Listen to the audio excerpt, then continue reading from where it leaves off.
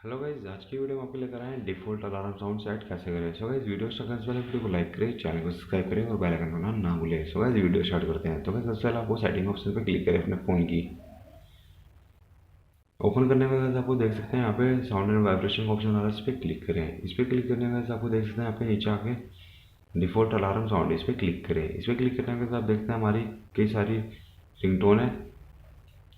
तो गाइज इसमें हम डाउनलोड भी रिंगटोन सेट कर सकते हैं और डिफ़ॉल्ट भी और नॉन भी कर सकते हैं। तो गाइस यहाँ पे कोई सी भी रिंगटोन सेट कर लीजिए। तो गाइस जैसे मैंने बेल की ले ली और बेल हमारी यहाँ पे ओके ओके करने के बाद हमारी default alarm sound bell set हो चुकी है।